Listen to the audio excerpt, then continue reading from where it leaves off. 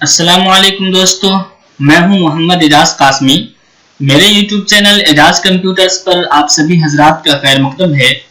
आज मैं फिर से हाजिर हुआ हूं InPage के 24वें सबक के साथ और आज मैं आपको बताने वाला हूं डॉक्यूमेंट और डिफाइंड कलर कमांड के बारे में।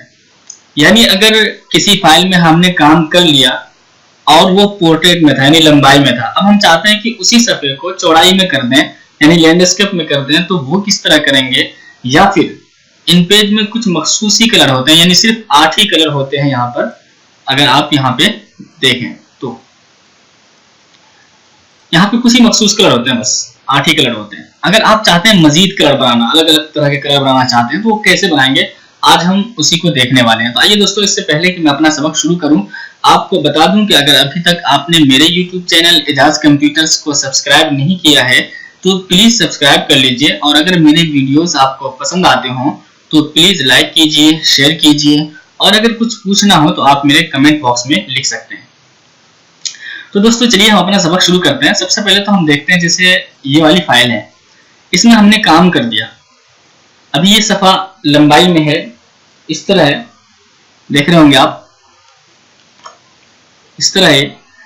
हम चाहते हैं कि इसी सफ़े को इस तरह मोड़ दें। एक तरीका तो ये है कि आप फाइल में न्यू पे जाएं, फिर से लैंडस्केप लें, तो बात वही नहीं होगी, आपको फिर यहाँ से कॉपी करके वहां ले जाना पड़ेगा या फिर वहां पे लिखना पड़ेगा। आप चाहते हैं कि इसी सफ़े को हम लंबाई यानी चौड़ाई में कर दें। लंबाई में तो है, तो फॉर्मेट में आपको डॉक्यूमेंट कमांड का इस्तेमाल करना पड़ता है। आप इस पे जाएं तो इसके जरिए आप मौजूदा फाइल में कोई भी चेंजिंग कर सकते हैं। जैसे मान लीजिए आप चाहते हैं कि A4 के अलावा कोई और पेज हो, तो आप यहाँ से सिलेक्ट कर सकते हैं, या फिर इसकी चौड़ाई इतनी हो, लंबाई इतनी हो, या फिर पोर्ट्रेट में आप चाहते हैं इसी सफ़ा को लैंडस्केप कर दें। तो अब यहाँ पे देखिए लैंडस्केप हो चुका है ये। अब ये सफ़ा इस तरह हो चुका है, ठीक है। तो इस तरह की चेंजिंग आप मौजूदा फाइल में कर सकते हैं, और भी बहुत सारी चीजें उसके अंदर हैं, वो आप देख सकते हैं, ठीक है। जैसे यहाँ पे आप चाहते हैं कि इसका हाशिया जो है ज्यादा छूट जाए, जैसे कि मैं चाहता हूँ 1 इंच, ऐसे ही 1 इंच, ठीक। टेप बटन से मैं आगे जा रहा हूँ, और ये तो देखिए यहाँ पे जैसे ही मैं ओके करूंगा, अब ये देखिए हाशिया एक एक इंच छूट चुका है, ठीक है। तो इस तरह से आप मौजूदा फाइल में चेंजिंग कर सकते हैं। इसी तरह से अगर आप चाहते हैं कि मैं कोई अलग सा कलर लूं जो अच्छा लगे थोड़ा सा, ठीक है, तो उसको कैसे करेंगे। इसके लिए आपको फॉर्मेट में डिफाइन कलर का इस्तेमाल करना होता है। देखिए अभी मैं स्टाइल शीट को छोड़ रहा हूं, और बकिया 2 कमांड जैसे मास्टर पेज ऑब्जेक्ट, इसको भी मैंने छोड़ दिया है। इसका काम ये होता है कि अगर मास्टर पेज पे आप कोई चीज सेट करते हैं, मास्टर पेज आप पढ़ने वाले आगे, तो उसके अंदर जो चीज आपने सेट किया है, कोई ऑब्जेक्ट वगैरह, उसको छुपा सकते हैं। कोई फायदा नहीं है, अगर आपको छुपाना है तो पूरी फाइल हाइड कर दीजिए, और इसके लिए मेरा एक वीडियो है, how to hide any file and folder, वो वीडियो आप देख सकते हैं और फाइल को छुपा सकते हैं। इसके अलावा यहाँ पे आप देखेंगे गाइडलाइन, इसकी भी कोई जरूरत नहीं है, क्योंकि उमूमन यहाँ पे गाइडलाइन की जरूरत नहीं पड़ती। कोरल वगैरह में गाइडलाइन की जरूरत पड़ती है, क्योंकि वहां पे डिजाइन करना होता है, तो सारी चीजों को देखना होता है कि बराबर है या नहीं है।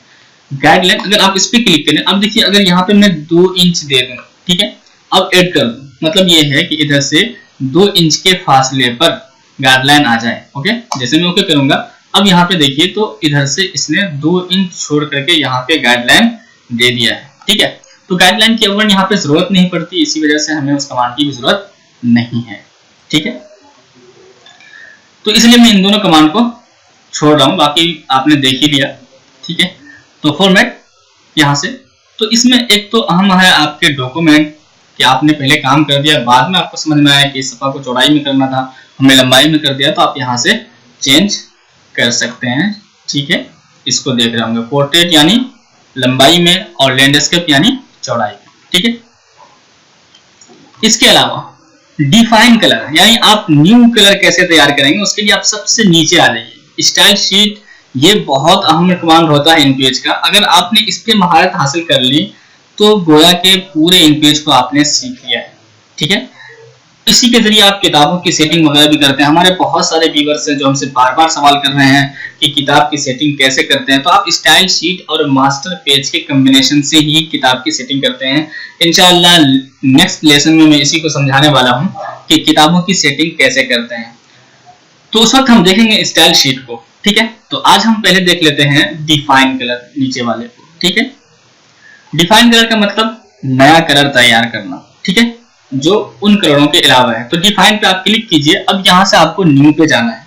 ठीक है, न्यू का मतलब है, जानते हैं आप, नया कलर। अब यहाँ पे आप कोई भी नाम दे सकते हैं, जैसे कि मैं लिख दूं एजाज कासमी। ठीक, ओके, अपना नाम लिख सकते हैं या फिर कलर का नेम लिख सकते हैं कि डार्क ग्रे, कुछ भी ऐसा लिख सकता है आप, कोई दिक्कत नहीं। ओके, जैसे मैं ओके करूंगा, अब यहाँ से कलर बनाने के लिए कोई भी ऑप्शन आ चुका है। अब मैं चाहता हूं कि यार इस तरह का कलर है, ये कलर जो दिख रहा है आपको यहाँ पे, ठीक है, जो कलर आपको यहाँ पे दिखेगा वही कलर आपके उसमें आने वाला है। ठीक है, तो यहाँ से आप कोई भी कलर चूज कर लें, जैसे आप चाहते हैं कि इस तरह का कलर मैं ले लूं जो कि कलर प्लेट में नहीं है। ठीक है, अब ओके करिए और यहाँ से क्लोज कर दीजिए। अब अगर आप यहाँ पे जाएं, देखिए इसको सिलेक्ट कीजिए, तो ये कलर आपके नीचे आ चुका है एजाज कासमी। ओके कर दीजिए। देखिए ये कलर पहले से मौजूद नहीं था इसमें, अब ये आ चुका है। अब इसको आप चाहे तो टेक्स्ट पे या बॉक्स पे जिस पे भी लेना चाहेंगे उस पर आप इसको रन करा सकते हैं। तो इस तरह से आप बहुत सारे खूबसूरत कलर्स वगैरह तैयार कर सकते हैं अलग अलग नाम देकर के। ऐसा नहीं है कि आप सिर्फ एक ही मरतबा दे सकते हैं, जितनी मरतबा आपका दिल चाहे, लेकिन एक चीज का ख्याल रखेंगे आप कि ये कलर इस फाइल के साथ ही खास होगा। यानी अगर आपने इस फाइल को सेव कर दिया तो ही ये कलर इसमें मौजूद रहेगा। अगर आपने बगैर फाइल को सेव किए हुए बंद कर दिया, यानी क्लोज कर दिया और सेव नहीं की फाइल को, तो ये जो आपने कलर तैयार किया है वो सारे कलर खत्म हो जाएंगे। ठीक है, तो एक मरतबा और मैं दिखा देता हूँ, एक नया कलर तैयार करके फॉर्मेट में डिफाइन कलर और यहाँ से न्यू पे जाइए। अब यहाँ पे मैं लिख देता हूँ डार्क ग्रीन, कुछ भी लिख दीजिए। ओके, अब मैं यहाँ से ओके करता हूँ और यहाँ से डार्क ग्रीन हमें बनाना है, तो यहाँ पे मैं ग्रीन पे रख देता हूँ। यहाँ से तो कलर कॉम्बिनेशन देखते हैं कि कौन सा कलर लेना है। अब यहाँ से आप डार्क करना चाहते हैं तो इसको थोड़ा सा नीचे की तरफ कर दीजिए और ओके कर दीजिए। ठीक है, और यहाँ से क्लोज कर दीजिए। अब यहाँ से आकर मैं इसका कलर चेंज करना चाहता हूँ, तो देखिए यहाँ नीचे चला गया, तो डार्क ग्रीन के नाम से आ रहा है और यहाँ पे कलर भी देख रहे होंगे आप। तो बहुत सारे कलर आप इस तरह से तैयार कर सकते हैं। इसके अलावा आप चाहते हैं कि इसकी डार्क ग्रीन में कुछ चेंजिंग हो जाए, तो वहीं पे जाइए डिफाइन कलर में और यहाँ से मॉडिफाई। अगर आप रिमूव करेंगे तो वो यहाँ से रिमूव हो जाएगा, तो रिमूव आप ना कीजिए। यहाँ से मॉडिफाई में आप उसी कलर में आप चाहते हैं कि थोड़ा सा और हल्का हो जाए, ज्यादा डार्क ना हो, तो यहाँ से आप हल्का कर सकते हैं। ठीक है, या और चाहते हैं कि कोई दूसरा ही कलर हो जाए इस तरह का, तो कुछ भी आप चेंजिंग करना चाहते हैं तो ये आप कर सकते हैं। यहाँ पे आपको कलर दिखता रहता है कि किस तरह का कलर आने वाला है। ठीक है, अब मैं ओके करूंगा जैसे, तो देखिए वो कलर खुद इस पे रन हो गया। ठीक है, देखिए पहले दूसरी तरह से था, मतलब थोड़ा ज्यादा डार्क था, अब ये थोड़ा सा हल्का हो चुका है। तो दोस्तों उम्मीद करता हूं कि आपको आज का ये सबक बहुत पसंद आया होगा। तो इसी तरह मेरे वीडियोस को देखते रहिए और लाइक करते रहिए, शेयर करते रहिए। और अगर अभी तक आपने मेरे YouTube चैनल एजाज कंप्यूटर्स को सब्सक्राइब नहीं किया है तो प्लीज सब्सक्राइब कर लीजिए। Thank you for watching.